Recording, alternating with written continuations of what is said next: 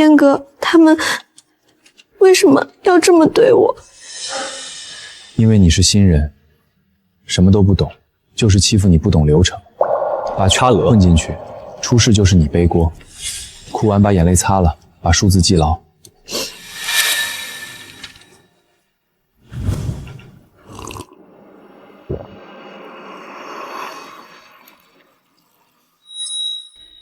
苏瑞，苏月的堂妹，1年前进入公司，靠着苏月的信任步步高升，背地里四处拉拢人，把手伸向了公司好几个核心部门。陈叔，上季度那个节能方案是您熬了3个通宵做的吧？辛辛苦苦熬3天，不如人家是苏总的老弟。苏总说了，功劳先记在苏瑞头上，以后有机会再补偿我。我这把年纪了，还能怎么样呢？进入苏氏2年，我从未提过我的真实资历，不是不敢，而是不想让苏月为难。我以为我可以凭借自己的能力升到高位，庇护这些和我一样踏踏实实干活的人。可是今天看着小李哭着认错，老陈嚼着酱牙要干活，我突然觉得这份忍耐值得吗？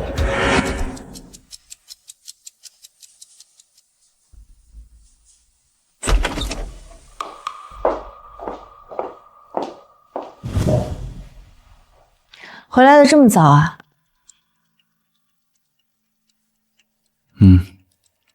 你吃了吗？吃过了。在公司还好吗？半年了，这是他第一次问我在公司的情况。还好。那就行。苏月，我想跟你谈谈公司的事。苏月他们……苏瑞，明天把资料准备好，我们一定要拿下这个项目。好，明天见。你刚刚想说什么？没什么，跟你说你的好堂妹在公司拉帮结派打压异己吗？跟你说老陈被她逼得天天吃降压药吗？你根本不会信。在你心里，我永远只是一个可有可无的基层员工，永远比不上你那些亲戚。我累了，先洗漱睡了。2年了，什么时候起我跟苏月都说不上几句话了？或许该停下来想想了。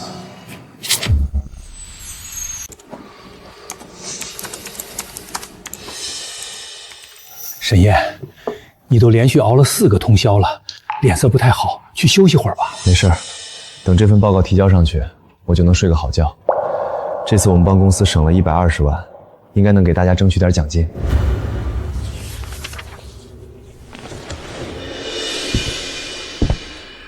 放心吧，姐，那个成本优化报告我已经做好了，肯定能给你惊喜。晚上一起吃饭庆祝。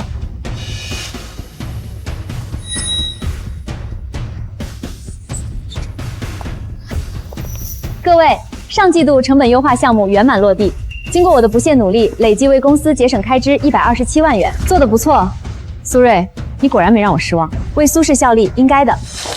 我以后会更加努力，为公司创造更多价值。这是我熬了4个通宵，对着7家供应商报价单逐条比对，整理出完整数据链。他只是改了个封面，就成了他的功劳，而我的妻子连看都没看我。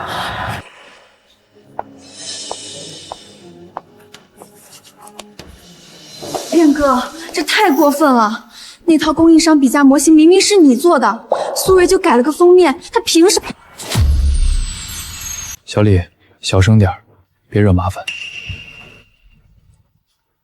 凭什么？实干的不如会钻营的，还不明白吗？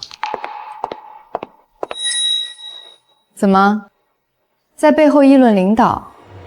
你们有意见？老陈，你在公司干了15年，功劳很大是吧？一个刚过试用期的新人也敢叫嚣？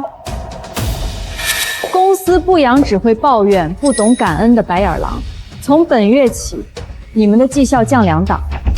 你，从今天起去档案室整理旧账，不想干，门口右转，不送。苏副总，陈叔他身体不好，档案室阴冷潮湿，他受不了的。而且他老婆有病，儿子还在读大。沈燕，你一个基层财务，这里有你说话的份儿。做好你的报表，别多管闲事儿，不然下一个调岗就是你。高强，上个月的固定资产折销表数字对不上，你多提了8万，下个月利润表会虚亏。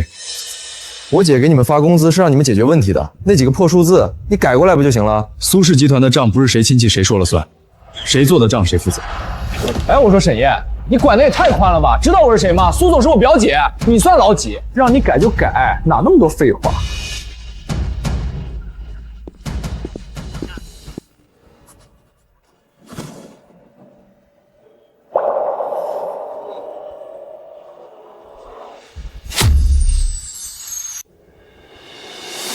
城北那个小项目亏了12万，谁负责的财务监管？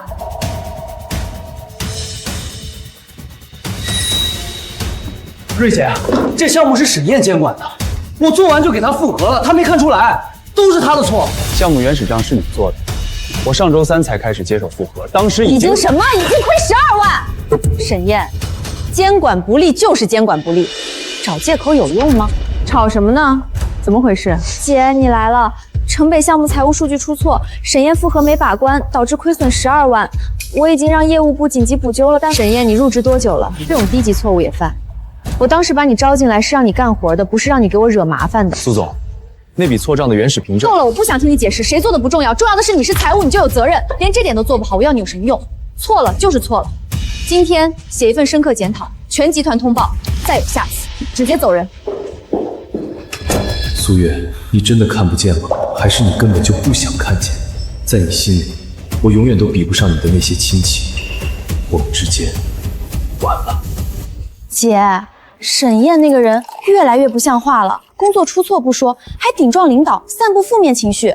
我看他怎么了？姐，他不过是你那个远方表哥，哪来的那么大本事？什么错账到他手里都能搞定。我怀疑他是不是背着你在外面搞什么小动作？他敢？姐，不是我多心，他最近越来越不听话了，还敢顶撞我。我觉得不如早点把他开了，省得夜长梦多。我知道了，你不用管了，这件事我会处理。沈烨，经公司研究决定，你即刻被辞退。理由：账目多次出错，泄露公司机密，挑拨离间，影响团队氛围。苏总，过去6个月我经手的账目核对3遍零差错。你刚才说的账目出错，哪一笔是我做的？真正出错的是苏瑞副总的亲信赵强，累计虚报差课23万，是王艳走的备用情通道，虚报交易费4万6，是苏瑞副总截胡的成本优化报告，署名造假。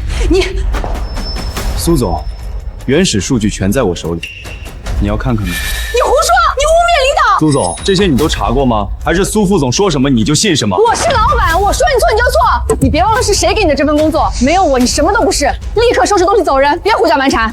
是啊，没有你，我什么都不是。但你别忘了，苏氏能有今天，是谁在背后帮你擦屁股？苏月，你欠我的不只是一份工作。你胡说什么？我胡说？那这个吧。离婚协议书，离婚协议书，沈烨居然是苏总老公。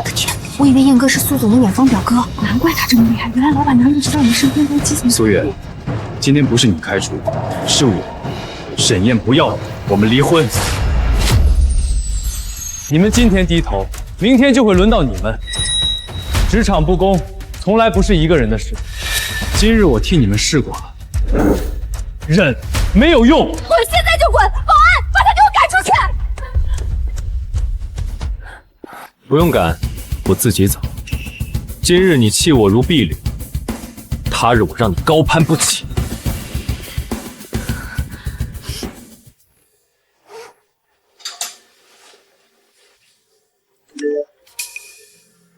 燕哥，他们今天把我叫进办公室，说我工作态度不端正，这月绩效奖金全扣。可我明明什么都没做错。王艳还说我跟你走得近是不良风气。我干了15年，15年的账一笔错都没有。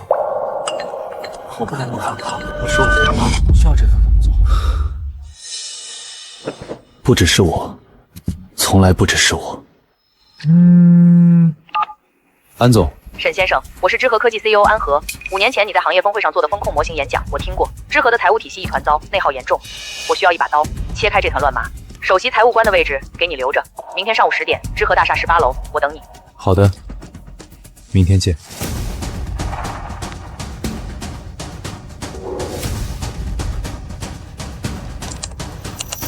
苏氏，你们准备好。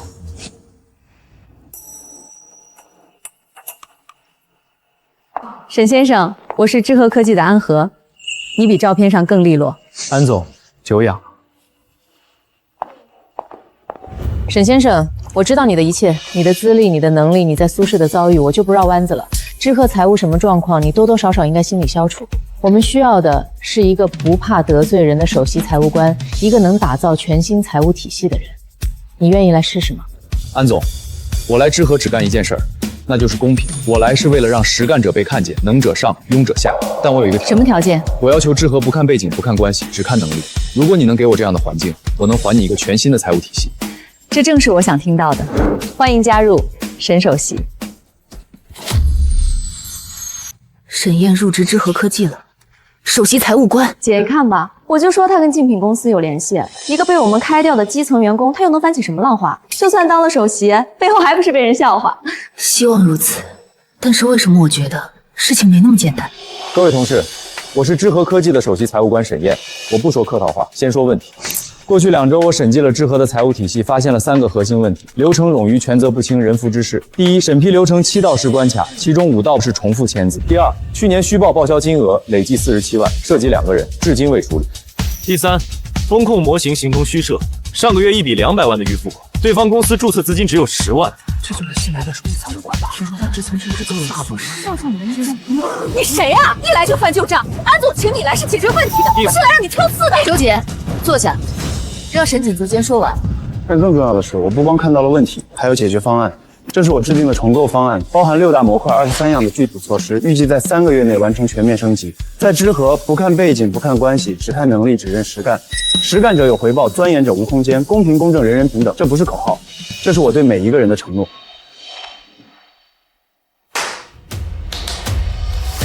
沈首席，我们支持你。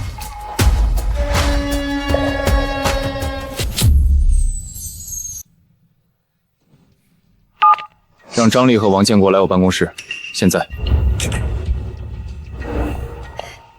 沈总监，您找我们？这是我过去2周内审计出的关于你们的财务违规问题材料。去年3月到本月，你虚报差邮费、招待费累计11万4千，招票是买的，酒店虚构，出差城市没去过。你经手的3笔预付款，对方是你小舅子的空壳公司，注册资金5万，收到知和200万后，当天就转到了你个人账户。沈总监，这话可不能乱说。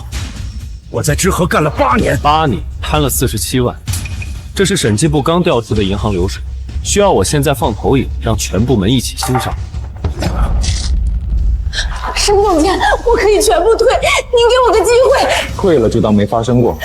那被你们贪掉的47万里，有多少是加班到凌晨的员工的绩效？有多少是本该给实干者的晋升名额？张丽、王建国即日起开除，证据移交法务部追财和法律责任由法务全权处理。知和不养住处，更不护住处。我姐夫是董事会的刘董，你敢动我，信不信我明天就让你滚蛋？知和的董事会不护住处，刘董要是护你，我连他一起。请他们出去。饶我一次吧。沈燕，你会后悔的，你等着。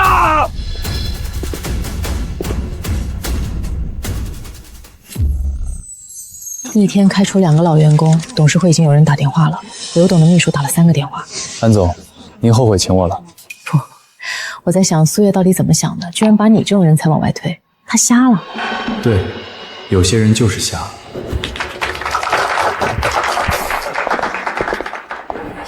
这份报告的备用账目做得异常规范，每一笔接济都带有风控提示，这种专业度远超同级别员工。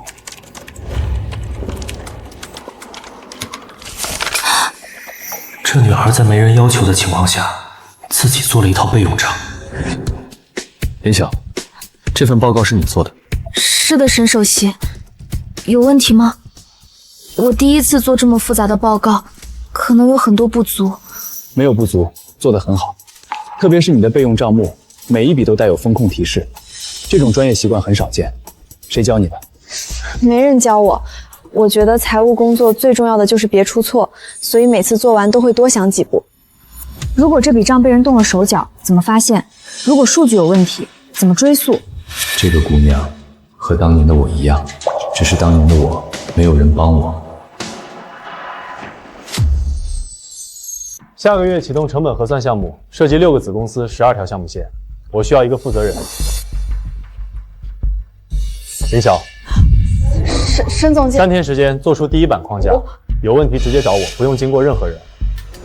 董监，林晓才入职3个月，这种大项目他拿得下吗？他拿不下，你拿得下。去年你经手的成本核算误差率8%，被审计部打回来3次。沈总监，我不会让您失望的。框架做好了，我还额外做了风险对冲方案和备用测算模型。数据精准，逻辑清晰，连我没想到的漏洞都补上。你熬了3个通宵，我怕做不好。通知全部门5分钟后会议室集合。这是林晓3天做出来，精准度99.7%，风险对冲覆盖12条业务线，备用模型零误差。从今天起，林晓破格晋升为项目主管，薪资翻倍，直接向总监汇报。知和不看出身背景，踏实肯干的人一定会被看见。谢谢沈总监。不用谢我，谢你自己。你熬的夜，流的汗，不会骗人。让每一个实干者被看见，才是职场最大的公平。城南物流园项目公开招标，这是个中型项目，但位置极好。我们如果能拿下，将是知和在物流领域的第1个里程碑。苏氏也在拼这个项目，但我看过他们的历史报价数据，发现了一个盲区，他们习惯性的高估自己的成本，忽视了运营效率的提升。说详细点。我做了精细的成本模型，建议用公积方案，利润率保持15%，但报价比苏氏的预期低8%，这个价格他们绝对想不到。就按你说的办，这一战我们一定要赢。姐，你看看谁来了，还以为自己是个人物呢。不用理他，一个被开掉的人能翻起什么浪？知和科技也配来竞标？刚换财务总监的小公司，简直不自量力。城南物流园项目预算3000万，请各家公司依次报价。首先，苏氏集团报价2800万，供应链稳定，工期零延误，选择苏氏就是选择放心。沈燕，离开苏氏连路提鞋都不会，今天让你看看什么叫差距。下一位，知和科技。知和报价2150万。姐，这不可能！以我们的低了650万，这个价格连成本都覆盖不住。沈燕，你这个报价明显低于市场合理成本，属于恶意低价竞标。招标方难道会容许这种违规操作吗？别是做了什么偷工减料的预案，就为了抢项目吧？沈总监，这个报价会不会太低？质量能保证吗？知和的报价不是恶意低价，我们通过数字化管理压缩了无效运营成本，每一项成本明细都附在标书中，完全符合项目的所有资质要求和质量标准。我们的核心成本3块：土地平整、钢结构厂房、智能化系统，所有的详细数据我都标注清楚。数据有依据吗？城南地块开发验收报告、B 级供应商资质证书和检测报告、模块化系统第三方评估，全部原件，随时可查。苏副总有什么补充吗？这些数据有问题，B 级工职仓用户怎么能和 A 级比？你故意压价，质量出了是负得起责吗？验收报告上苏氏自己写的品质优良，需要我把那份报告调出来投影吗？经评审委员会讨论，知和科技报价合理，数据扎实，风险可靠，中标。苏副总，你教过我职场只看结果，今天的结果你满意吗？我们走，下次我们绝不会再输。沈首席，这一战打得漂亮。沈总监，我们赢了。这只是第1仗，这只是开始。是他用更专业、更低成本、更懂市场的方案恶意压价吗？人家把成本拆解图甩到你脸上 ，B 级供应商3年前咱们自己用过。苏瑞，你让我在外人面前丢尽了，这财务部数据给的太慢，这还不是你的失职，一个主管财务的副总裁。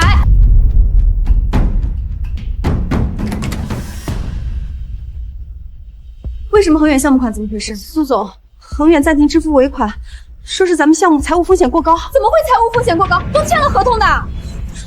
新城家园项目原料款今天到期，账上资金不够。苏总，3家供应商同时催款，说再不结清就断供，停工违约金800万元。他们敢？我们苏氏集团可是本市行业龙头，他们不想混了吗？你们财务部就是这么做财务风险控制的，这是谁负责？风控模型已经3个月没更新了，这是沈燕负责。她走后，没人会做这个模型。那是沈燕做的，肯定是他给我们挖坑了。你是说恒远项目出现风险，责任是在一个离职半年的基层员工身上？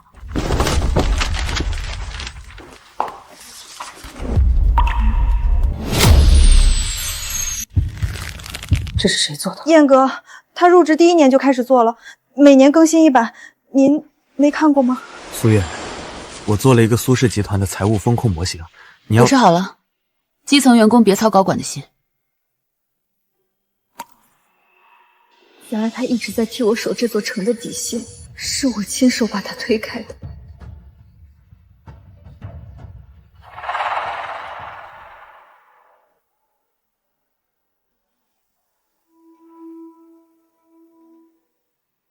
所有危机，他早就预警过。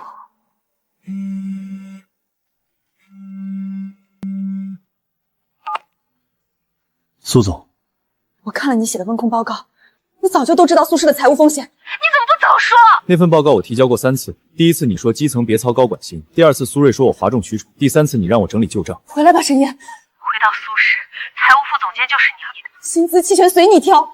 苏总，请自重，我们已经离婚了，而且我也有了工作。沈烨，别闹了，离婚协议我可还没签字。那我会去提起离婚诉讼。你知道我为什么去苏氏做基层？因为我以为从底层做起，用实力说话就能证明职场可以不看关系。可我错了，你给的从来不是公平，是施舍。今天给我副总监，明天苏瑞一句话，我还是那个账目出错的弃子。我要的不是职位，是一个公平的职场，你给不了。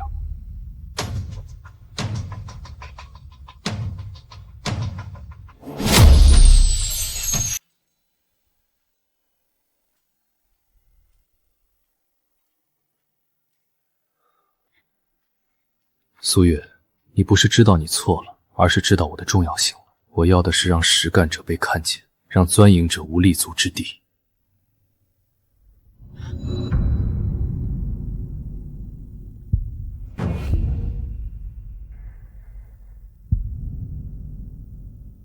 这盘棋才刚刚开始。今天是城南项目正式启动的日子。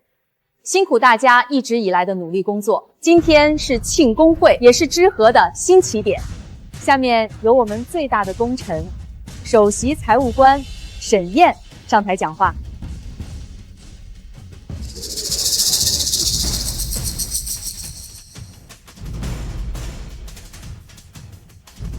各位，昨日的成功已经过去，而明天的辉煌还需要我们去开拓。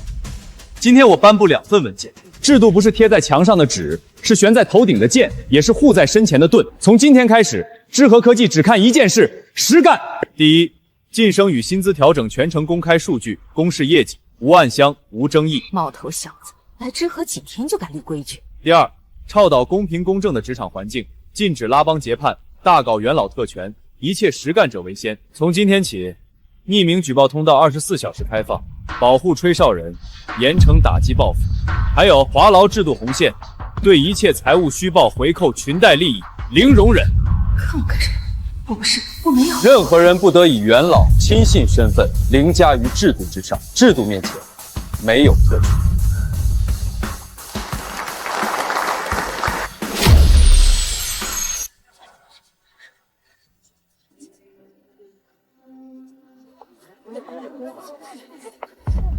沈总监，我在知和干了16年，安总创业第1天我就在，你现在要我跟这些毛头小子一个标准？周姐，去年你经手的成本核算误差率8%，被审计部打回来3次。按照人事考核标准，3次不达标已到达调岗或劝离标准。还有，今年你负责 Q1 的供应商审批，其中2家是你侄子介绍的，报价比市场价高12%。制度第5条明确规定，内部关联交易需主动申报，隐瞒者视为违规。周姐，你申报过吗？制度不是针对你，是针对所有不把规则放在眼里的。今天我不处理你，但从本月起，你的绩效按新人标准重新考核，3个月不达标调岗。制度不是考核的标准，而是公平的尺度。它存在的意义是让每一份努力都被看见、被尊重、被公正对待，这才是我来到知和的意义。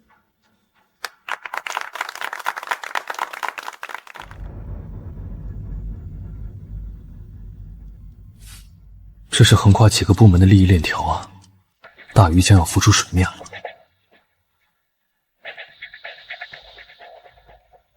通知审计部暗中调查，固定证据。之后让法务部准备接收材料，等我下一步收网的消息。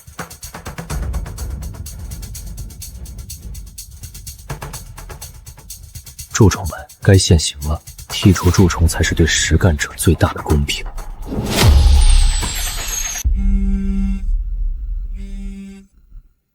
燕哥，苏瑞今天把我叫进办公室，说我工作出现重大失误，让我立刻走人。慢慢说，发生了什么？我不就是滑了一跤，你的风控报告被苏总看到了，他们故意针对我，把我辞退了，没有补偿金。我刚付了房租，卡里只剩300块，我该怎么办呀？沈燕，我在苏氏干了15年，今天被通知被辞退，说是公司人员优化，我能力不足，业绩不达标，我老婆还在医院，儿子的学费还没交。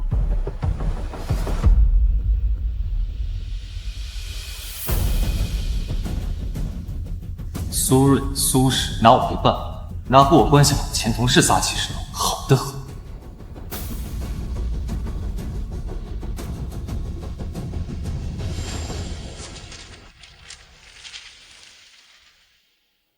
还没下班。你看看这个，苏氏已经烂到根了。我要帮他们，但不是情绪化复仇，是用规则维权。好，燕哥，老陈被辞退了，15年老员工，没有解约金，没有补偿，保安直接把他东西扔了出来。辞退理由是能力不足，可我经手的账15年一笔错都没有。昨天张姐就是干了8年的资深会计，被无故降薪3成，让她去仓库盘点，她当场就晕过去了。他们现在变本加厉，随意调岗，强迫背锅，无偿加班，已经有2个人抑郁离职了。燕哥，我们怎么办？事到如今，也只好反击，拿起法律的武器，拿回属于自己的权益。第一步，收集证据，所有邮件、聊天记录、工资条、加班时长、上班打卡记录，全部截图扫描存云端。第二步，匿名存档，不要用自己的设备，用公共云盘加密上传。证据分成3份，存在不同的地方。第三步，先进行离职谈判试探反应，进行录音保留，然后再分批曝光，逐步加码，引爆舆论热度。第四步，法律斗点，联系想要维权的职员，走集体申诉，索要赔偿。我给你们对接知和的法务团队，免费的。沈燕，你为什么帮我们？公道总得有人去争，我是为了所有不敢发声的职场人撑腰。记住，不要情绪化，不要私下找他们对峙，用规则维权才是最有力的。我不是为了报仇修月，我是为所有不敢发声的职场人撑腰，也是为曾经的自己。沈首席，这2周我们审计部门收到大量的匿名邮件，已经掌握大量3部门违规人员的证据。其中，采购部副总监孙明虚报3家供应商报价，差价进个人账户，累计63万；行政部经理李婷虚构8场行业活动，经费41万，去向不明；市场部主管赵磊周受品牌方回扣，帮其围标拿下全年推广项目，涉及5人，含1名中高层副总裁郑建华，他是知和创业原子，跟了安总12年。收网的时候到了。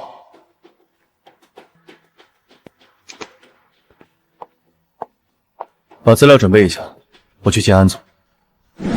郑建华，我创业第1年，公司发不出工资，他抵押了房子给团队发薪，没有他就没有知和。安总，郑总抵押房子救的是知和，不是他后来摊掉的那97万。那笔钱里有多少是加班到凌晨员工的年终奖？有多少是本该给实干者的晋升预算？能不能只追回款项，保留职位？制度第3条，虚报回扣，裙带利益零容忍，没有例外。安总，你请我来是为了公平还是为了人情？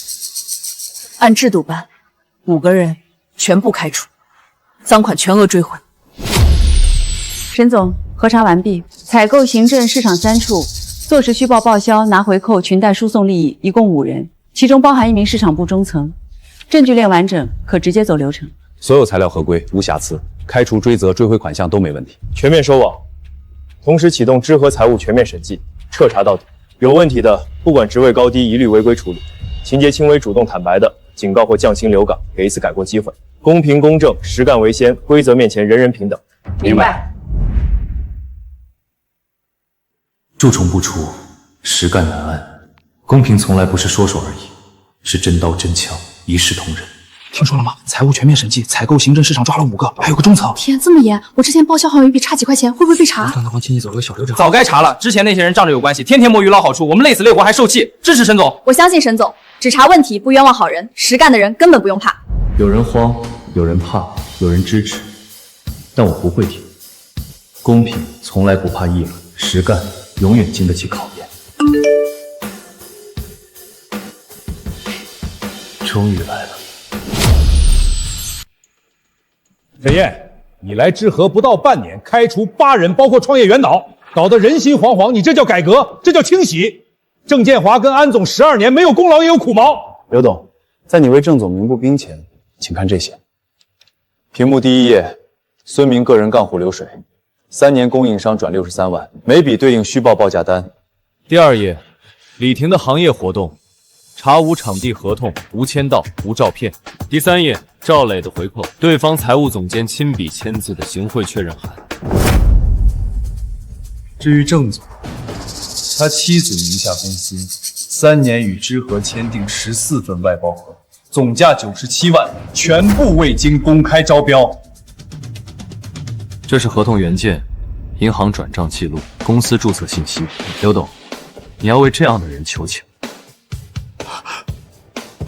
沈首席的制度就是知和底线，谁反对，谁走。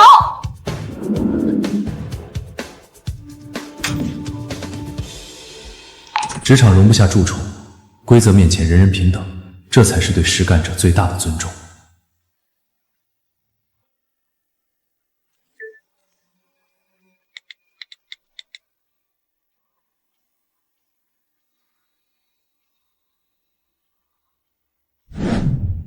苏总，热搜压不下去，3个合作方打电话质询，股价在跌，跌幅已经3个百分点。公关部是干什么吃的？姐，一定是沈燕在背后搞鬼，她故意的，想整垮苏氏。他整垮苏氏，他放的是假证据吗？赵强的错账是假的，王艳的续报是假的，截胡人家报告是假的。还有人家老陈在苏氏工作15年，辞退不给赔偿，你怎么敢？人苏氏差那点儿。那谁是老王？先去解决老陈的事儿，赔偿金给够，下面的人安抚好。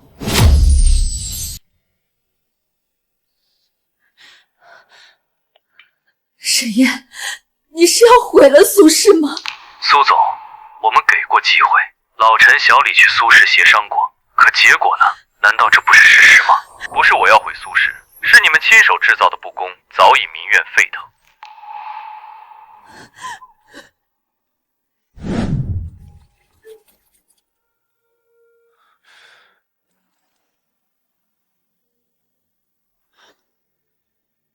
不是我要毁苏氏，是他们亲手制造的不公，早已民怨沸腾。我只是点燃了那根导火索。这一仗打得漂亮。接下来，让公道来得更彻底一些。星火计划选拔新人财务精英，内部导师1对1培训，3个月后考核，优秀者破格晋升，不问出身，不问年资，只问能力。林晓，你入职3个月，但你的温控模型精确度99.7%，你带出来的学员我会放心。沈总监，我不会让您失望的。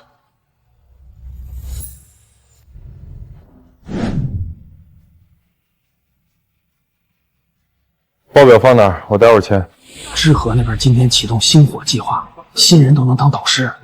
咱们这边呢，赵强这种人混日子，苏副总还护着，人比人气死人。备用账目不是多余工作，是安全网。如果主系统出错，这套账能帮你追溯到每一笔原始凭证。知和科技季度考核结果公示：财务部林晓，成本项目超额完成，节省公司开支200万元，职位晋升1级，薪资翻倍。另有2位实干新人同步晋升，2位老员工因绩效不达标，降薪调岗，限期整改。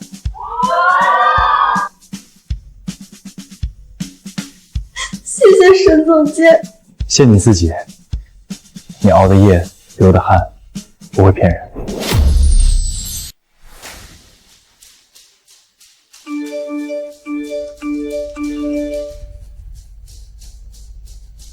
最好的管理，不是画饼，而是让实干者有回报、有尊严、有未来。苏轼，这一仗我要你输得心服口服，让每一个曾经被打压的实干者都看到公平的力量。各位董事，城南项目失利、舆论危机、合作方观望这些责任，我必须说清楚。所有的决策都是苏总拍板的，我作为副总只能执行。你说什么？裁掉沈燕是苏总的意思，偏袒赵强是苏总默认的，公关压热搜失败是苏总让软处理的。我多次提出建议都被否决。苏总，苏副总说的属实吗？我护了你10年，10年我捧着你护着你，你现在甩锅给我？我说的都是事实。苏轼现在这个样子，就是你用人失察，裁掉核心人才，决策失误，管理混乱，这些都是你的问题。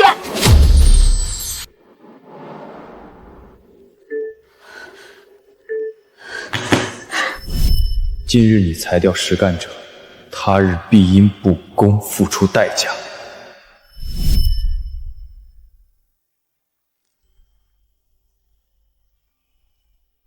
苏总，我干了5年，5年里，我看着能干的人被挤走，看着关系户上位，看着公司一天天烂下去。今天我终于可以走了。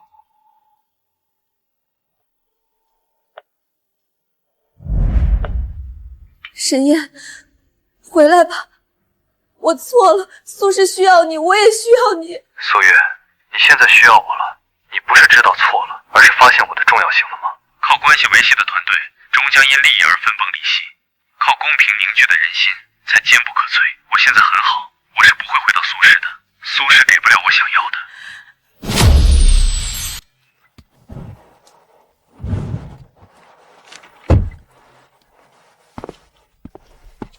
沈燕，仲裁成功了，苏轼赔了我15万解约金，还有拖钱的半年绩效，这是你们应得的，不是施舍，是公道。燕哥，要不是你教我们收集证据、找律师，我们根本不敢告苏轼。怕是正常的，但怕不代表要忍。以后记住，证据是你的刀，法律是你的盾。接下来有什么打算？来知和帮我吧，我知道你们的能力。谢谢沈燕哥。安总，最近苏氏集团有很多人离职，其中包括很多核心骨干、风控经理、审计主管、法务专员，他们分别在苏8年、10年、6年，专业能力强，职业操守过硬。辞职原因不认同苏氏管理理念。确定不是苏月派来的？我确定，周明是我一手带出来的，风控模型行业顶尖。刘静审计过上百个项目，零招错。张涛是劳动法、商法双流专家，还有老陈和小李，这次苏氏舆论主要人员。这几个人都是因为受不了苏氏职场环境，加上这次舆论影响，所以才离职。你想要他们？他们都是人才。行，你说了算。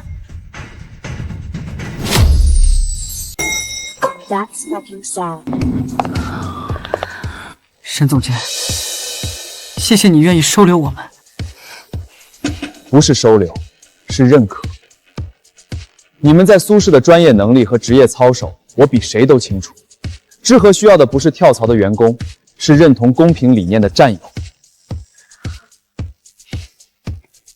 欢迎加入知和，从今天开始，我们一起打造行业最顶尖的合规团队。苏总今天走了3个核心骨干，加上之前的财务、风控、法务，几乎空了。不认同管理理念？不，他们是去投奔沈燕了。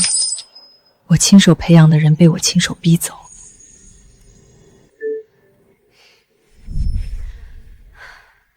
姐妹，你甩锅给我的时候，想过姐妹吗？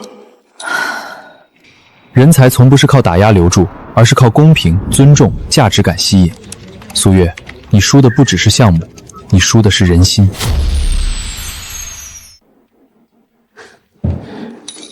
姐，我们的事情先放放，政府园区改造5000万的大项目，我们苏氏必须拿下。知和势头太强，为了巩固我们的龙头地位，这次项目我们必须拿下。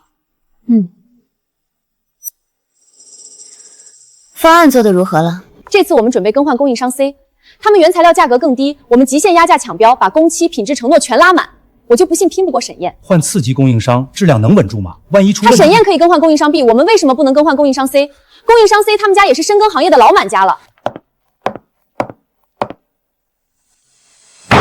苏瑞说的对，这次我们不能输，就这么定了，这次必须中标。政府园区改造不是拼报价，是拼精准度。苏氏仍然是我们最大对手，虽然他们最近麻烦不断，但他们底蕴犹在。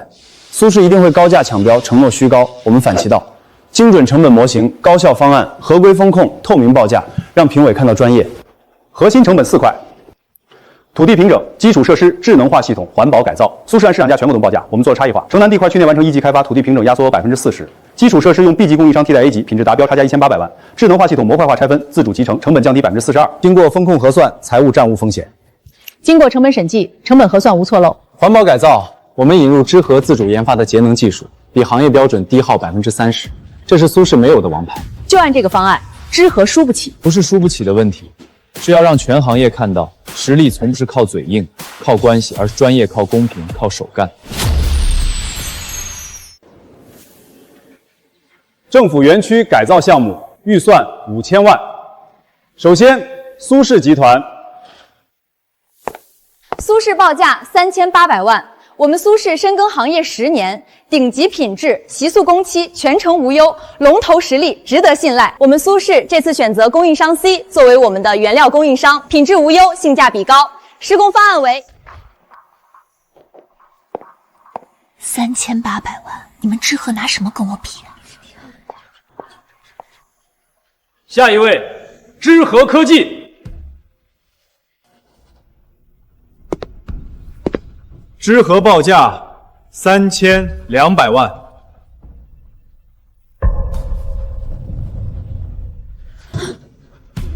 这个报价能保证质量吗？知和报价3200万，成本模型拆解到每一分钱，施工效率提升30%，风控零漏洞，重点加码环保方案，废料回收率95%，低碳建材全覆盖，符合政府绿色发展要求。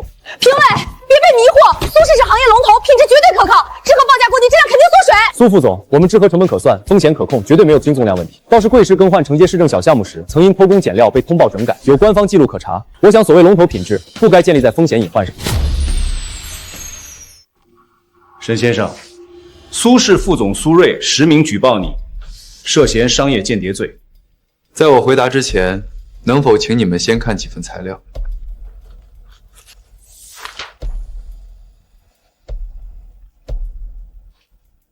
第一，这是我与苏氏的离职保密协议解除书，签字人苏月。第二，这是苏瑞亲笔签字的城南项目数据审批单，上面写着同意对城南项目数据进行修改。第三，里面是苏氏过去3年的财务违规记录，我正式举报苏氏存在系统性财务违规。沈先生，您的证据意识令人印象深刻。姐，我也是为了苏氏好，那个男人太嚣张了，我只是想给他一个教训。10年，我护了你10年。姐，你为了那个人打我？蠢货，苏氏将要面对审查了。从今天起，你不再是苏氏副总，收拾东西，滚！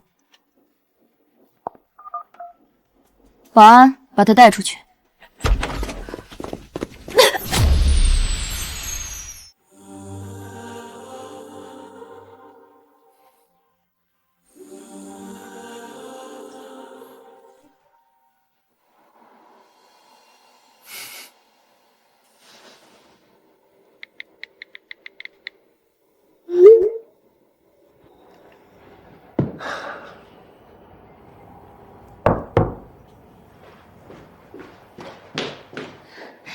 周明风矿模型 2.0 做好了，您还不下班吗？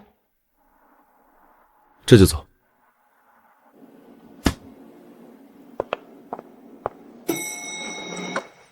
网上说您是职场之光，您怎么看？我不是什么光，我只是一个不想再忍的人。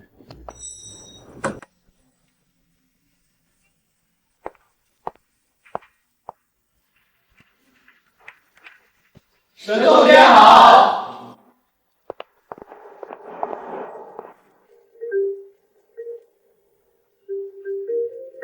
让每一个实干者被看见，才是职场最大的公情。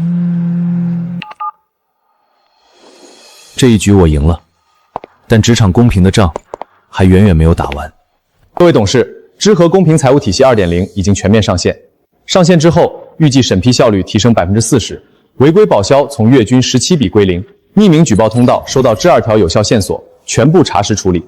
这套系统的核心不是技术，是制度。智能方框自动结超标保销、关联交易重复申请，匿名通道保护主报人，线索直达审计部。项目贡献值按实际工作量、成果质量、风控规避3项指标透明排名，取代领导一言堂。沈总监，这套系统是不错，但透明排名会不会打击团队积极性？打击的是混日子的积极性，保护的是实干者的积极性。数据显示，排名前10的员工主动加班率下降60%，因为他们不需要靠加班来证明存在感，数据替他们说话了。我提议沈燕出任知和集团副总裁，分管财务与合规、薪酬体系、风控模型、人才晋升，全集团一盘棋。我同意，数据不会骗人。这不是我的胜利，是制度的胜利。当规则替人说话，实干者就不需要再低头。从基层财务到集团到副总需要，从背条路的我走了2年，但改变才刚刚开始。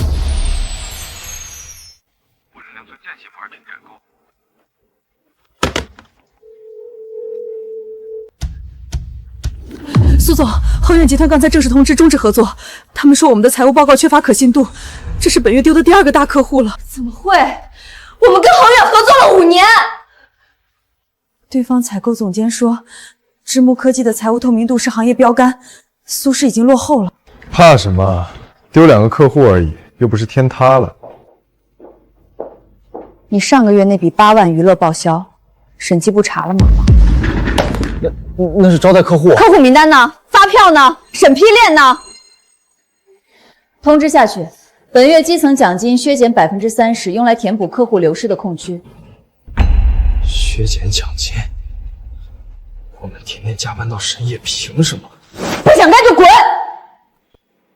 他曾经就在这里，用最笨的方法一笔一笔守住底线，而我亲手把守住底线的人赶走。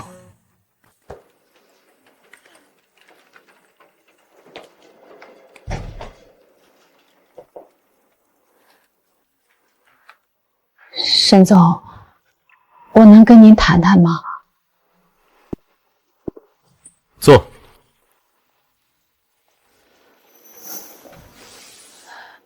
沈总，这是我写的调岗申请，我想从基层财务做起，从头学起。那天您在会议室翻 PPT， 我在下面骂您毛头小子。现在我看了3个月，明白了，您不是针对我，是针对那个混日子的我。我干了16年，其中12年是靠关系、靠资历混过来的。我侄儿介绍的那2家供应商报价比市场价高12%，我自己都知道有问题，就是不想管。沈总，我不是来求情的，我是来认错的。这16年，我占了位置，拿了薪水，却没给公司创造匹配的价值。您给我个机会，我从头学，从零干。周姐，制度不是惩罚人的，是给愿意改变的人一条生路。调岗申请我批了，但有3条：第一，新岗位考核标准和老员工一样没有照顾；第二，3个月不达标自动离职；第三，把你那2家供应商的事儿写成书面报告交审计部。我答应，我都答应。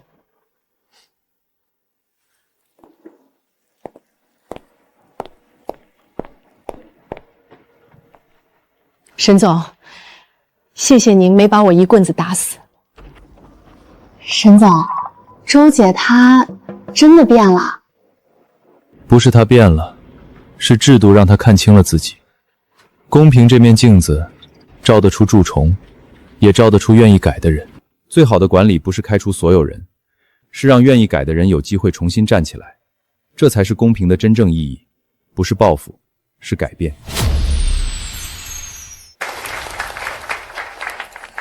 2.0体系上线首月，审批效率提升40%，违规报销归零。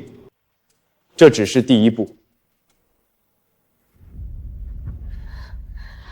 苏总，这里是知和科技的发布会，请您。沈燕，我知道错了，我看了你的远历，国际注册会计师，特许金融分析师。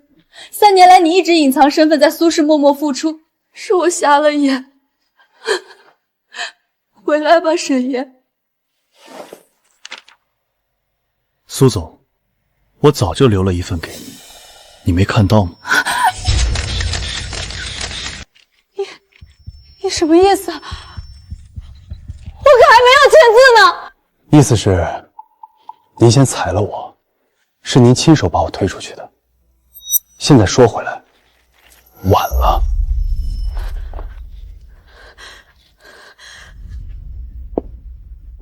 您没签字不重要了，我已经提起诉讼离婚。苏月，我早已经不是原来的我了。今天我已实现自我事业独立。意思是你先裁了我？惊天大瓜！知和副总裁竟然是苏氏老板的前夫，这哥们什么神索了？沈燕手持离婚协议，当众打脸啊！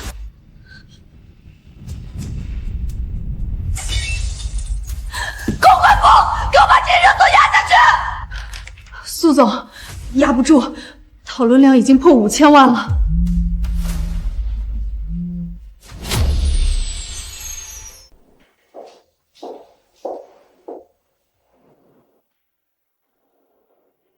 谁让你进来的？姐，您别生气了，再怎么说我也是苏家人啊。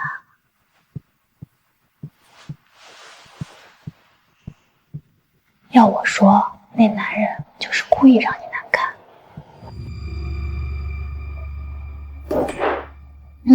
你还挂念着夫妻情分呢，拉下脸去找他复合，可他呢？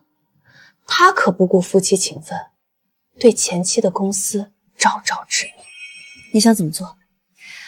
网上不是流行一句话吗？谁先出手谁有理。我们找水军，反咬他一口，说他不顾夫妻情分，对前妻公司极限打压，暗示他婚内出轨，刚一离职就进入竞品公司。好，做得干净点。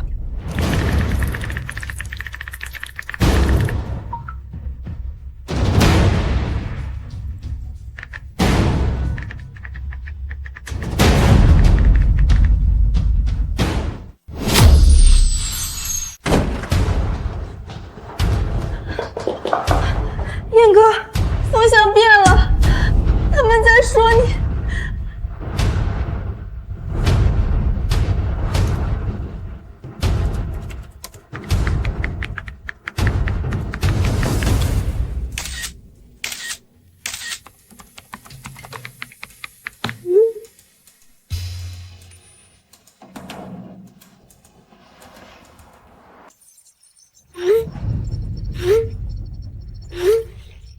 现在不是我们在澄清，是时间在说话。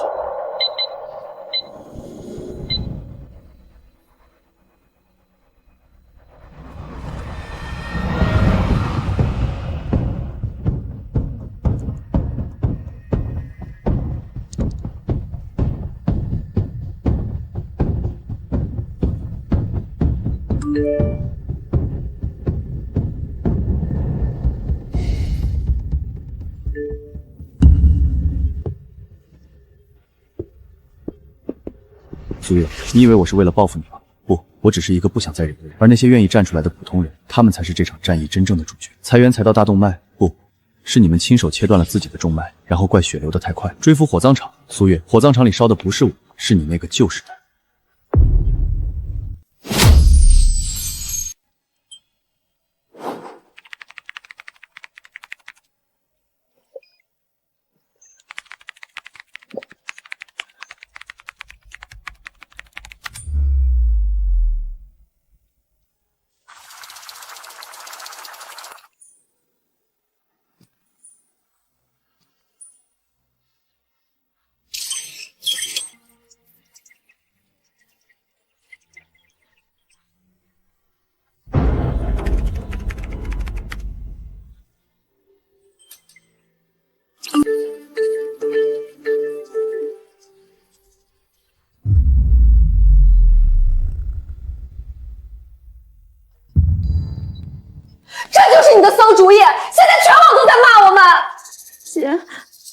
我也没想到他连时间线都留着。他连每一笔账的原始证据都留着，他是个财务，你跟他玩证据！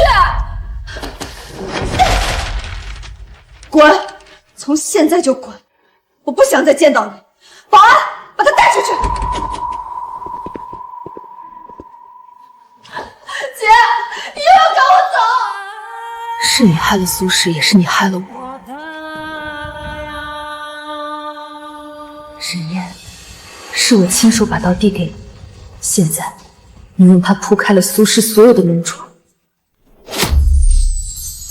苏总，这份2022年第4季度增值税报告表，申报收入与银行流水差字1300万，请解释。这是财务部门的操作，我不太清楚。你是法定代表人，每一张报表都要你签字，不清楚？苏总，这些为什么不在正式账册里？苏瑞，你连我都瞒。这3份清单分别是苏轼过去3年疑似偷逃税项、违规用工证据、财务造假痕迹，每条都有原始凭证编号，对应银行流水、时间窗。沈先生，您提供的这些精确的不像知情人士。我在苏轼做了2年基层财务，这2年我每一笔经手的账都留了底，不是为今天。但既然今天来了，这些证据就该派上用场。这条备用金通道虚报差路费4万6，经手人王艳，苏月的表姐。对，审批人是苏瑞，苏月的堂妹，苏轼的核心岗位基本都是亲戚。3天，按这个清单查，3天不结款，我随时配合。那些被迫无偿加班、被克扣绩效的员工，证据在第3份清单里，请一并查实。苏月，你曾经问我账目出错哪一笔是我做的，现在我告诉你，没有一笔是我做的，但每一笔是谁做的，我比你清楚。苏总，不是我不想帮你，是总行冻结了苏轼所有授信，税务局在查你，全网在看着你，谁碰你谁烫手。王明，帮我约一下刘董。苏总，刘董说身体不太好，您保重。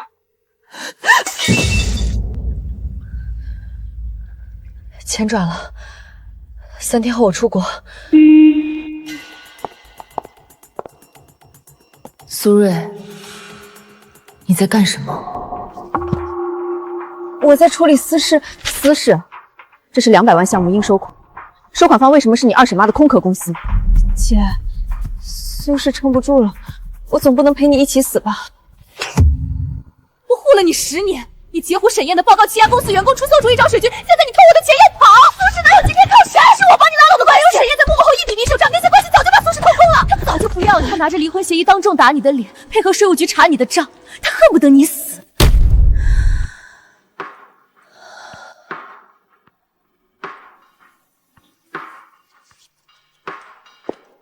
他说的对，是我亲手把他推开的。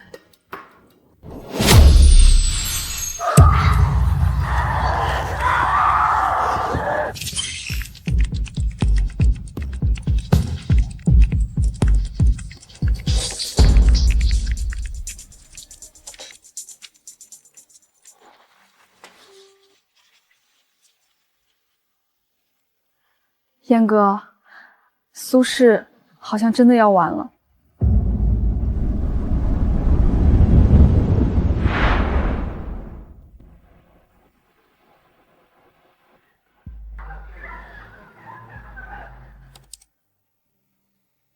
你躺在地上的样子让我想起你站在我工位前宣布裁掉我的那一天。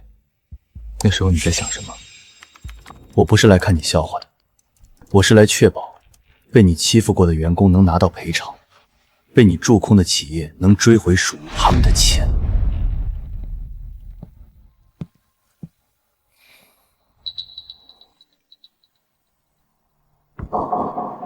收到，我一一通知他们。苏月，这1亿8千万不是你欠我的，是你这些年前所有实干者的账，今天该还了。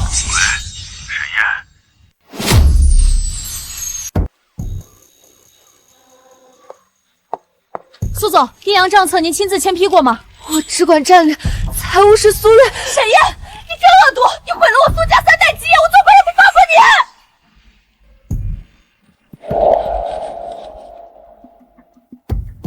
沈总，苏总即将将入狱，你有什么感想吗？沈岩先生，您是来落井下石的，还是来救您的前妻的？苏氏拖欠底层员工薪资、加班费共计2370元，这是原始账目，一码归一码，他们不该为苏家的贪婪买单。沈总，您放心，我保证完成任务。我来是为了公道，不是人情，是为了底层职场人发声。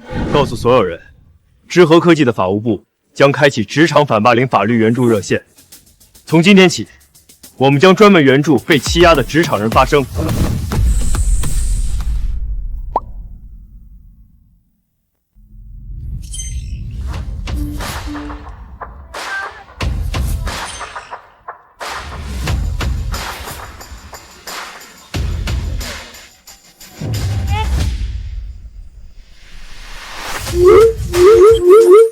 你可以指点我，但不能对我指指点点。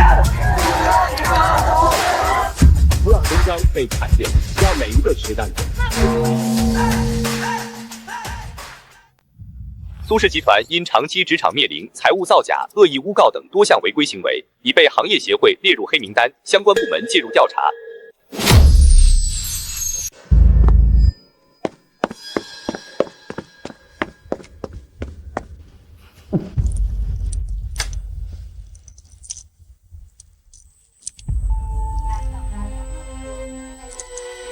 被誉为音乐森林、哲学高点。那男的，新闻里那个，人家现在是光是爷，你算个什么？阴阳账册的替死鬼。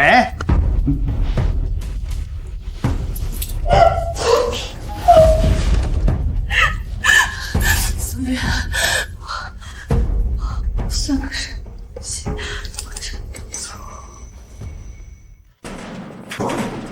苏总，税务局最后交罚金的期限是今晚0点，1亿8000万罚款加滞纳金，交不上苏氏就进入破产清算政策。这3处资产会被法院低价拍卖。知和的报价是眼下唯一能24小时内到账的现金。又扯，他沈燕，他这是要我苏家的命！对方谈判代表说不接受任何计价，而且每拖延10分钟100万，这是总。让他来见我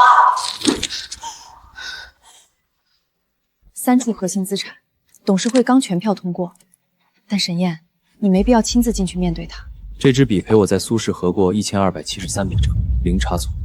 今天，他该签最后一份苏氏的协议了。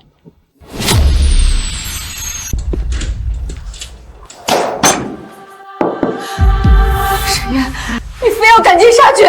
但我查过，碧螺园地块，你们拖欠施工方工程款3004万，隐性债务2笔，产权瑕疵1处，实际净资产8600万。知和出价7200万，现金2小时内到账。智能仓储系统专利剩余有效期3年，年维护费递增15%，市面替代方案已降价40%，出价4800万，一次性买断不留尾款。城北商业综合体产权70%已抵押给银行，剩余净值仅1900万，出价1500万，替你结清全部贷款尾款，解套剩余产权。这才就是苏氏的根！你这是趁火打劫，是落井下石！小声点，遵守监规。苏氏的根早就被苏瑞、王艳、赵强那帮猪油啃空了。我算过，1亿3分账面上的钱，刚好够你交取罚款职工的赔偿，结清供应商尾款。我不是在抢，是在给你给苏氏留最后一层遮羞。你以为到现在谁还会给出知和的价格？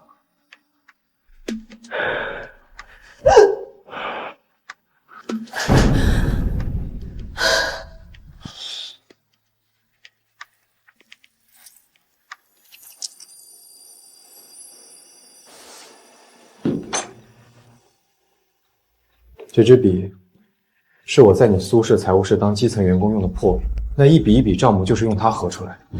效率这么低，白天干什么吃的？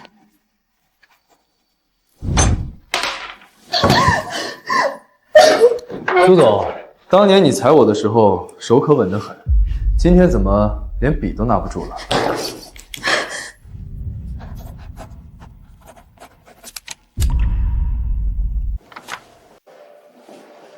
沈燕，对不起。这支笔写过我对你的信任，写过我对公平的期待。今天，他写下苏氏的终章。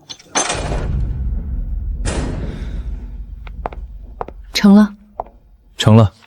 这笔我留着，提醒自己，有些字不能乱签，有些人不能错信。热线今天开通，我不要求你们做圣人，但每接一个有效案子，知和补贴3倍律师费，怠速也算 KPI。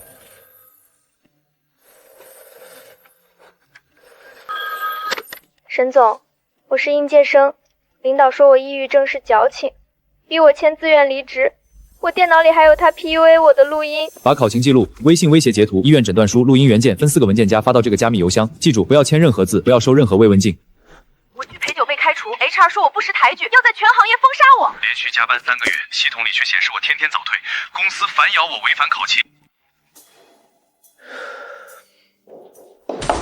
沈总，才1周，上千个电话了。这不是上千个电话，是上千个被碾碎的尊严。再去招聘20个有心理专业背景的接线专员，先让他们用电话进行心理疏导。或许该去帮助更多弱势职场人。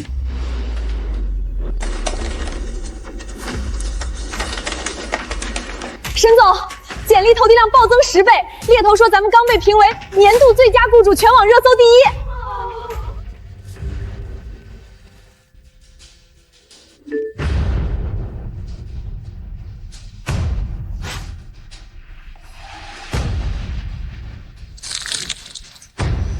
看来是时候离开了。帮我准备一下最近的工作报告。沈副总裁，你知不知道这1个月热线烧掉了公司830万，补贴律师费3倍 KPI， 20个心理学接线员，你拿知和的钱给全社会当慈善家，未能当饭吃，董事会要的是利润，不是圣母光环。我提议，即刻裁撤热线，沈烨调离核心管理岗。我反对。沈烨的制度让知和从普通科技公司变成行业人才磁系，你们现在卸磨杀驴。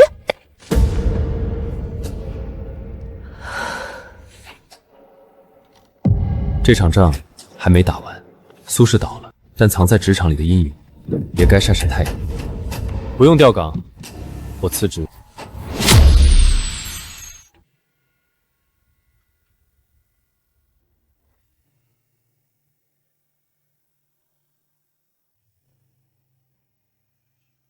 沈烨，是我没护住你。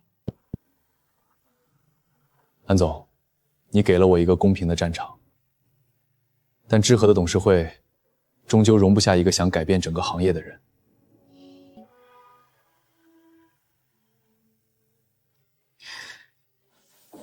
占股10%，去成立你自己的名图，不是知和的附庸，是你自己的光。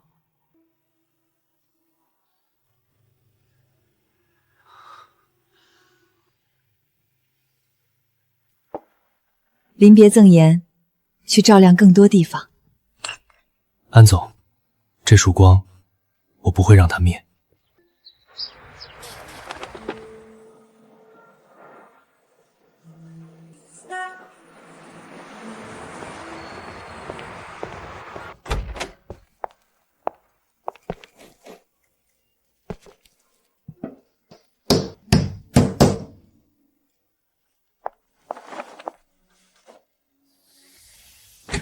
沈烨，这盆是从你苏氏那盆分出来的汁，它在废墟上活了。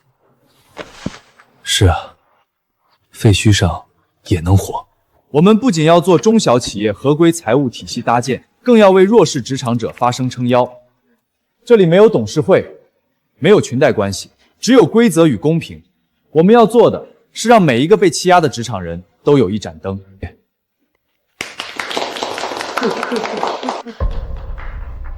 知和很大，但照不亮所有角落。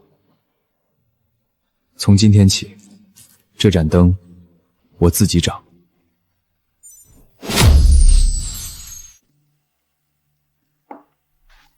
签了吧，敢仲裁，我一句话让你在电商圈混不下去。你毕业证还没拿吧？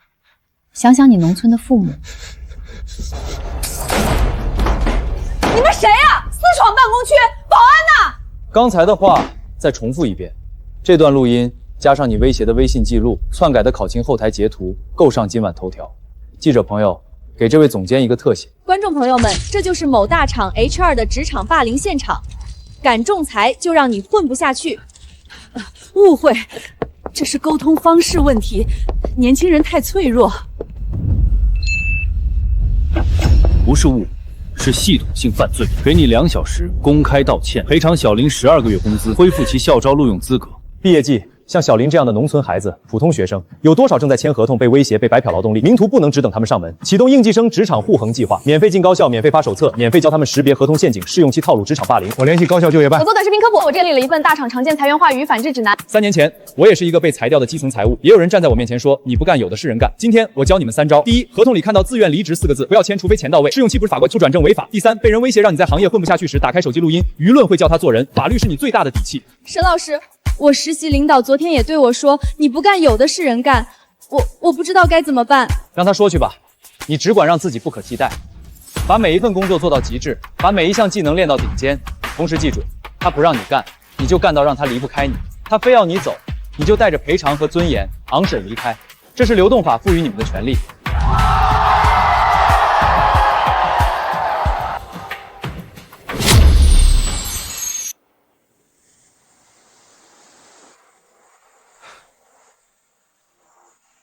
名图咨询实干者的光。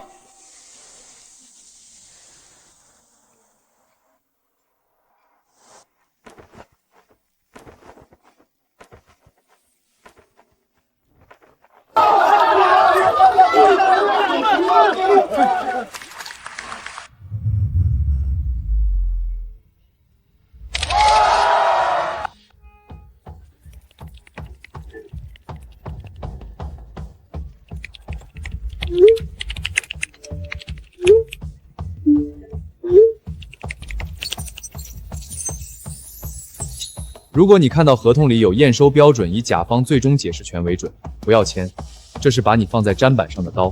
记住，公平的合同验收标准必须是双方认可的第三方机构。粉丝95万了，100万了，不100万了！李晓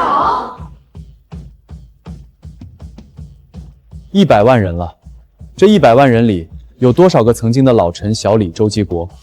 下一期我们教你怎么留证据，让欺负你的人无处遁形。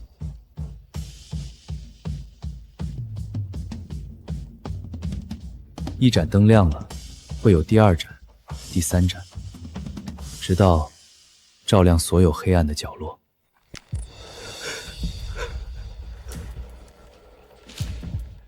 自愿离职，没有补偿金，还放弃仲裁权利，这自己签3个月白干。小林，这字儿签了吗？没，我不敢。但王姐说，今天不签就给我档案里写差评，让我毕业即失业。走，去云顶。沈总，他们 HR 很凶的。凶？我见过更凶。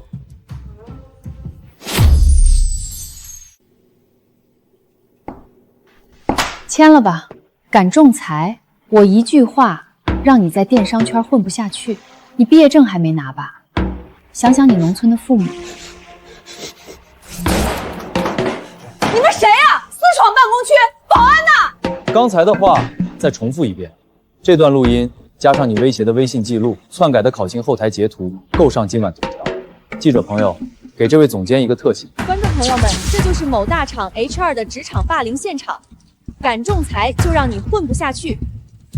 误会，这是沟通方式问题，年轻人太脆弱。不是误会，是系统性犯罪，给你2小时公开道歉，赔偿小林12个月工资，恢复其校招录用资格。毕业季，像小林这样的农村孩子、普通学生，有多少正在签合同被威胁、被白嫖劳动力？名图不能只等他们上门，启动应届生职场护航计划，免费进高校，免费发手册，免费教他们识别合同陷阱、试用期套路、职场霸凌。我联系高校就业办。我做短视频科普，我建立了一份大厂常见裁员话语与反制指南。有人站在我面前说你不干，有的是人干。今天我教你们3招：第一，合同里看到自愿离职4个字，不要签，除非钱到位，试用期不是法官，不转正违法。第三，被人威胁让你在行业混不下去时，打开手机录音，舆论会教他做人，法律是你最大的底气。沈老师，我实习领导昨天也对我说，你不干，有的是人干。我不知道该怎么办。让他说去吧，你只管让自己不可替代，把每一份工作做到极致，把每一项技能练到顶尖。同时记住，他不让你干，你就干到让他离不开你；他非要你走，你就带着赔偿和尊严昂首离开。这是流动法赋予你们的权利。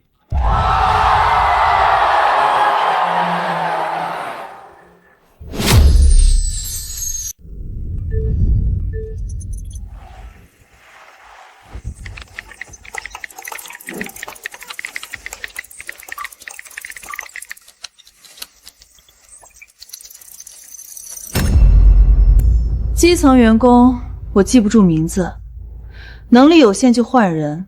苏氏不养闲人，你不干，有的是人干。苏月，你当年说有的是人干的时候，有没有想过，今天我会站在这里，告诉所有人，实干者永远不可替代。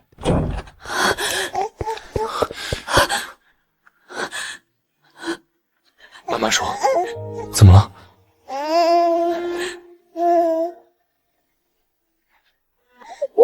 我在宏远科技干了8年，3个月前我怀孕，他们就说我不服从安排就安宽公开除。胡闹！弃女之功，领土法明确规定不得降薪调岗，这通知书上连公章都是候补。坑，他们站错了，这单明图接了。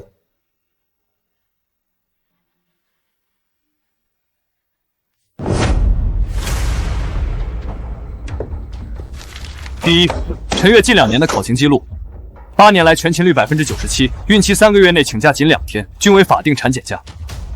所谓经常请假是污蔑。第二，岗位调整通知书与公章使用积极力，通知书日期为3月15日，但贵司公章搁记率显示，该枚公章3月20号才从总部借出，通知书是事后伪造补盖。第三，也是最有趣的，仓库岗位近半年的体检报告，甲醛超标3.2倍，噪音污染超过国标，把一个孕妇调去有毒有害岗位，贵司管制叫人道主义关怀。这是正常的工作调动。仲裁员，根据《女从事劳动保护特别规定》第5条及《劳动合同法》第42条，用人单位不得在孕期降工资、解除劳动合同。宏远科技的行为不是调岗，是变相逼迫离职，不是关怀，是系统性歧视。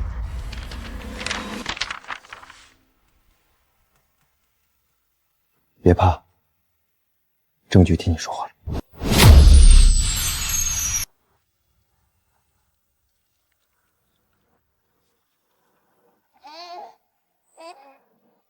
沈总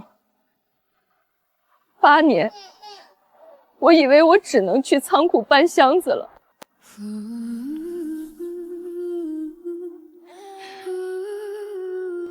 你不是在为自己争，你是在为所有不敢更生的职场妈妈争。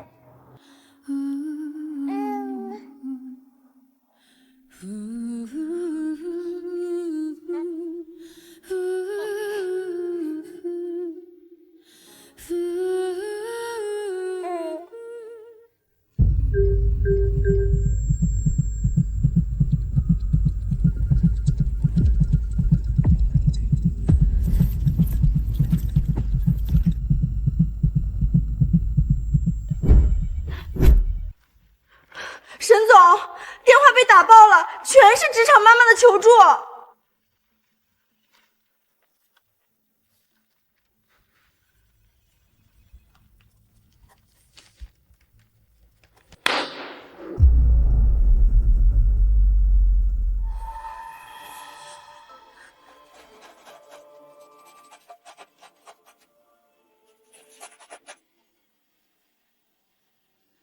3条铁律：第一，孕期、产期、哺乳期歧视案件，名图免费接，律师由专项基金垫付；第二，开通24小时母婴友好热线，接线员必须有辽速法与问下去回的双背景；第三，每一个来求助的妈妈有省部遗后有了母婴室，他们可以保堂堂正正的来讨回公道。宝宝，妈妈以后不用再怕了。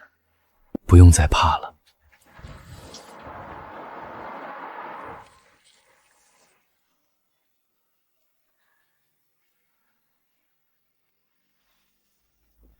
让每一个职场妈妈都被看见，这仗才刚开始。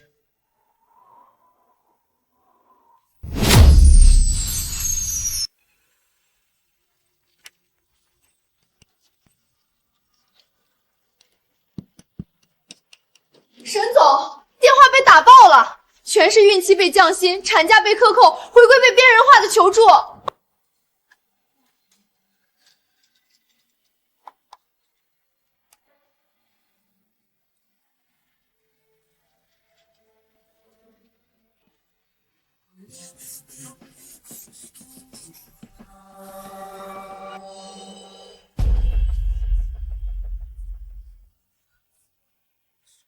个案救不了所有人，名图要成立女性职场公平专项基金。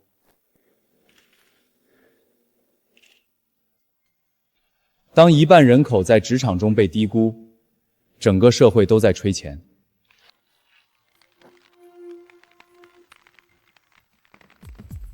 我们不是要特权，我们只要公平，让实干者被看见，让母亲不必在尿布台和办公桌之间做选择。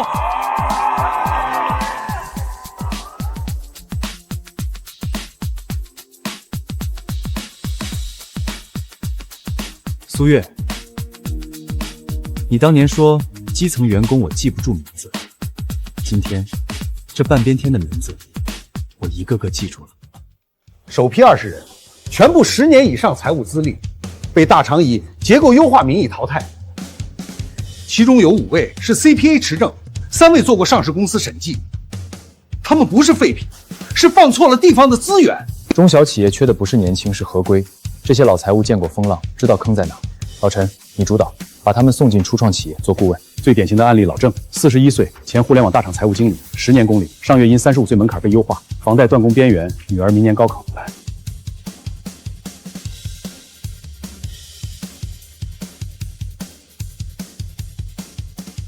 就先从他开始。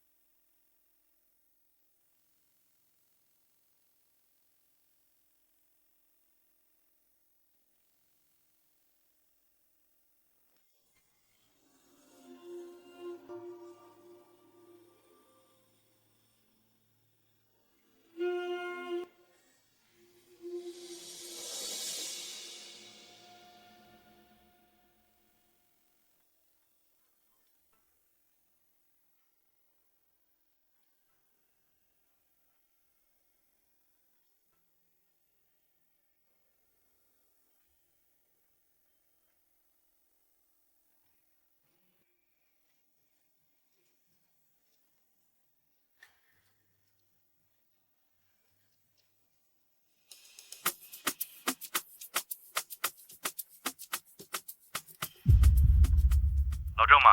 我是明图咨询的老陈，我们有个银发实干者再就业计划，缺一个懂内控、懂税务、懂融资的财务顾问。你10年大厂经验，我们要。我已经41了，投了100份简历，连面试。年龄不是门槛儿，经验才是冲刑征。明天上午9点，3家初创企业在明图等你，准备一下。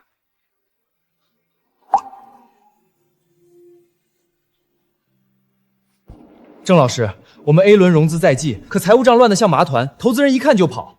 我们被大厂拖欠货款，现金流快断了，不知道还能撑多久。第一，你们研发费用加金加离扣除没做全，白白多缴了60万税。第二，应收账管账期太长，我教你们一套大厂的风控水狗模型。第三，郑老师，您这经验比我们招3个应届生都管用。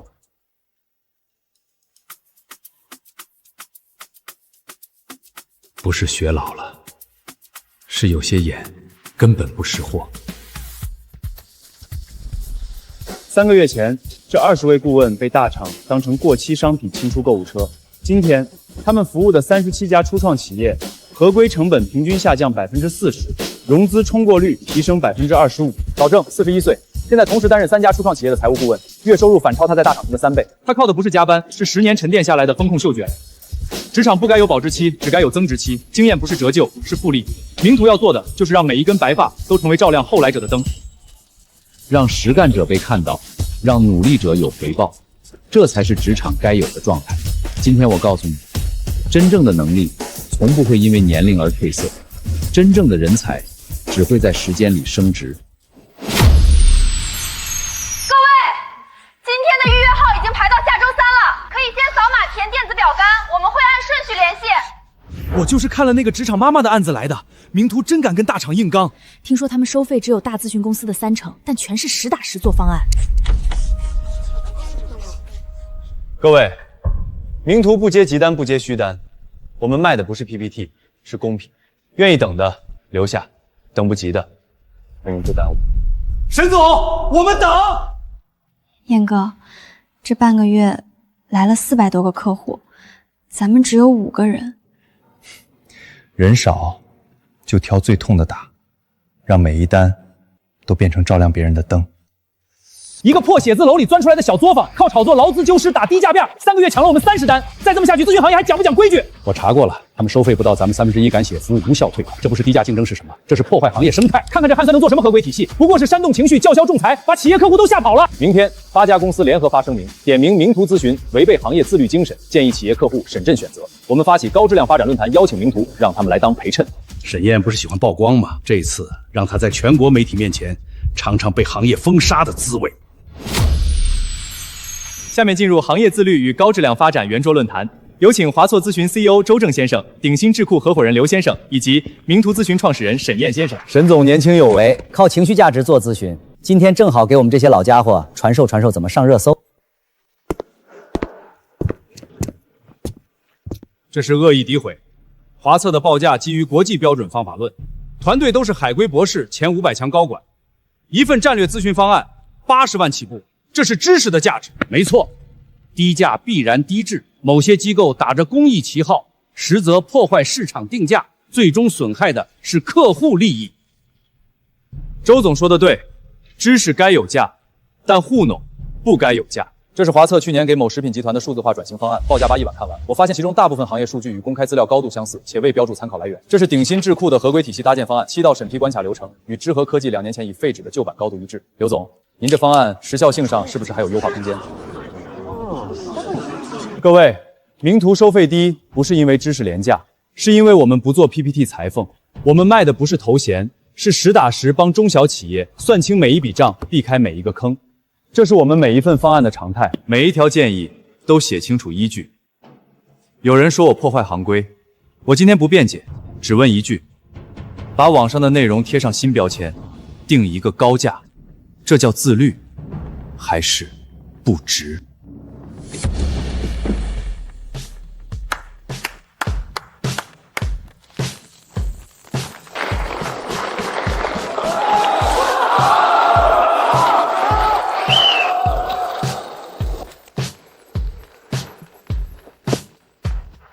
名图不自律，因为自律是给自己设的底线，不是给对手戴的枷锁。我们只守一条规矩，客户花的每一分钱都得听见响。我男人叫周强，32岁，在云腾科技做后端开发。凌晨2倒在道一送院没抢救过来，公司拿这个给我，说他是自愿奋斗者，不算工伤。用自愿2个字给995裹上糖衣，这单明宇接了。系统显示周强当天18点30分早退打卡，但门禁显示他23点40分才离开，2小时空白，他们想怎么圆？过去半年，41天的系统考勤被批量篡改。我还查到了更关键的，云腾让员工签了2份合同，一份标准工时送受税务局备案，一份弹性协议内部之间阴阳合同。燕哥，云腾的律师还得申报权刑法院，要禁止我们接触商业秘密。公关部把周强说成身体素质差，家庭有遗传病史。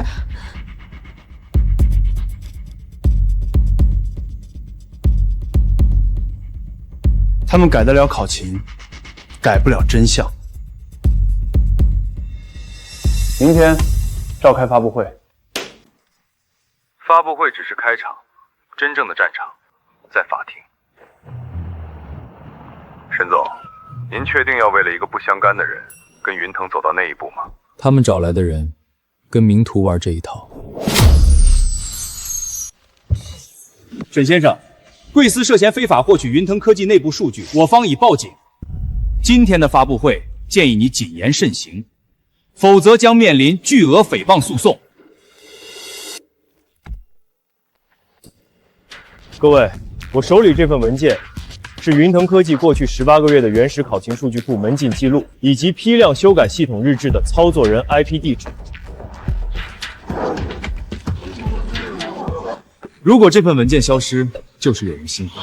如果名图今天出了意外，请所有媒体替我把它公之于众。云腾用自愿奋斗者协议把员工绑在工位上，用篡改考勤逃避工伤处。周强不是猝死的第一个，但我要让他成为最后一个。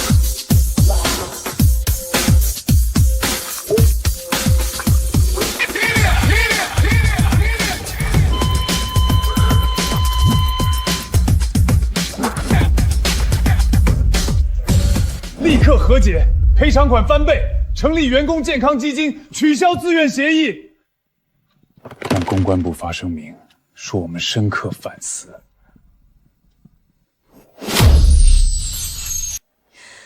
沈燕，我男人能闭眼了。这不是施舍。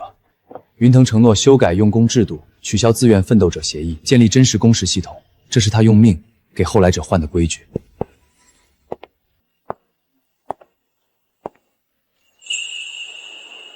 在这职场，总要有人替不敢说话的人把桌子掀了。明图就是那张掀桌子的手。名图咨询到付12份。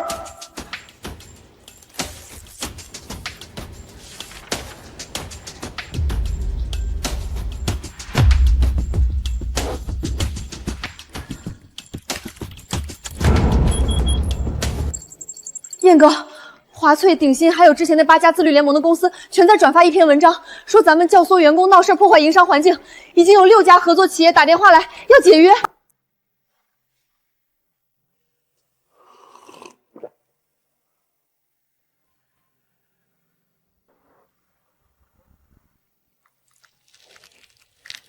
终于坐不住了。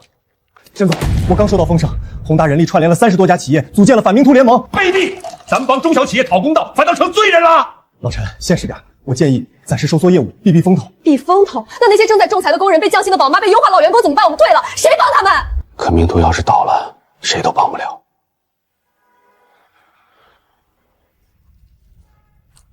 扎深根会不会更稳？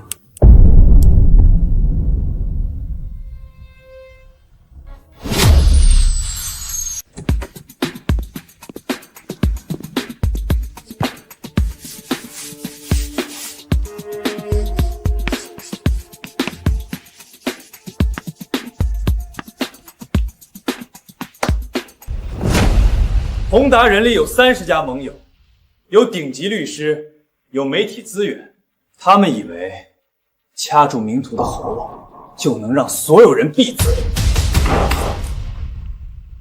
但他们忘了一件事，名图从来不是靠企业省饭吃，我们靠的是每一个被欺压的实干者，是每一个不敢出声的小人物。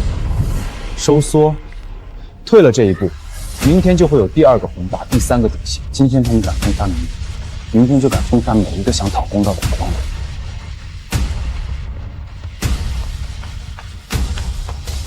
既然他们说我们破坏营商环境，那我们就来定义什么是真正的营商环境。名图启动企业合规认证，凡是通过名图认证的企业，在用工合规、薪酬公平、反歧视制度上达标，我们授予名图合规金标，全网公示，终生背书。画手为攻。对，我们要让合规成为企业的金字招牌，让良心企业被看见，让黑心企业被钉在耻辱桩上。从今天起，名图不做被告的辩护人，做规则的制定者。我们要让市场说话，消费者会认金标，投资人会查黑标，人才会用脚投票。沈总，我跟着干。苏月，你当年用权力封杀我，以为我会跪？知和地跪。今天我要用规则让所有人站起来。退，名图的字典里没有退，只有进，直到天亮。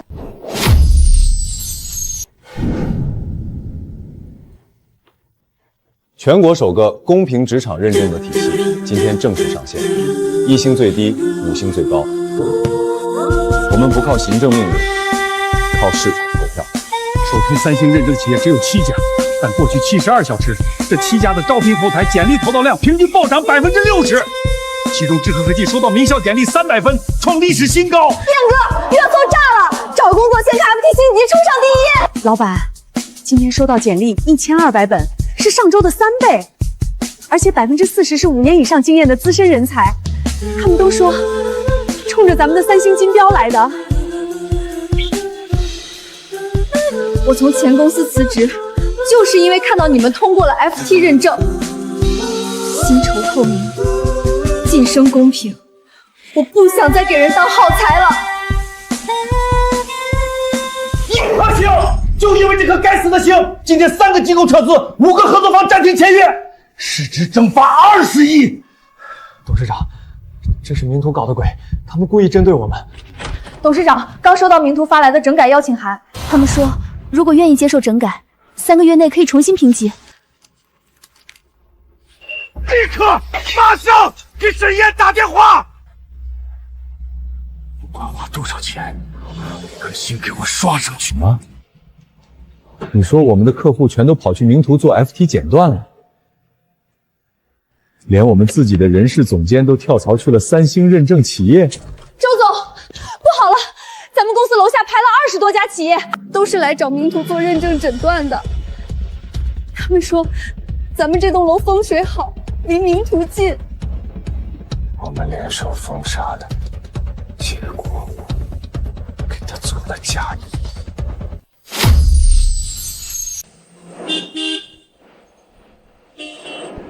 我们2星想冲3星，您看我们的薪酬体系还差哪儿？1星太丢人了，投资人逼着我们整改。我们虽然没上榜，但想从基础做起。当初他们联名发声明说我是行业毒瘤，今天他们捧着钱来求我给他们治病。沈燕，你这一手比打赢10场官司都狠。我不需要辩解，真相就是最好的辩词。当公平能让企业招到更好的人，融到更多的钱，赚到更久的利润，公平对员工公平就成了最有利可图的事实。苏月，你当年用权力说我是老板，我说你错你就错。今天市场替我说了话，不是行政命令，不是法律强制，是企业自己发现，对员工公平就是对钱包公平。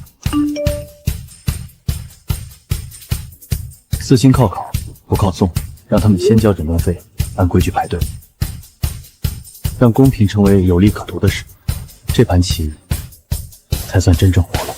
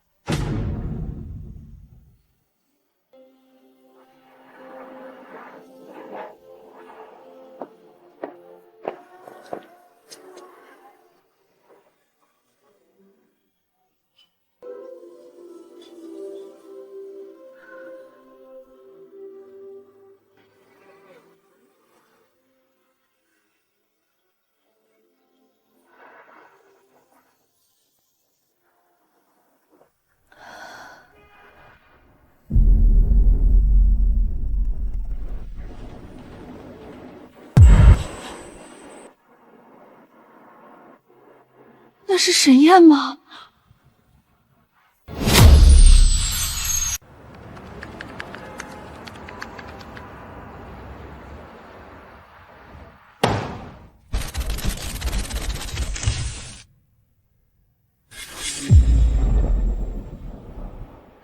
基层员工我记不住名字，能力有限就换人，苏氏不养闲人。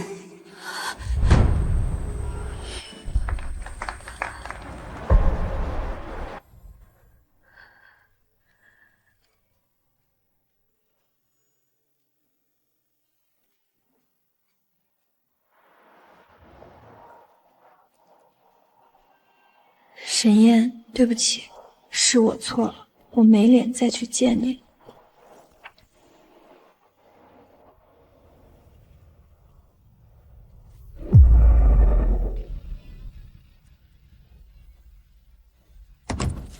陈总，原苏氏大厦的产权过户手续今天全部完成了，这栋楼彻底是名图的了。苏月，这不是报复，是你亲手熄灭的灯，如今照亮了更多人。再见。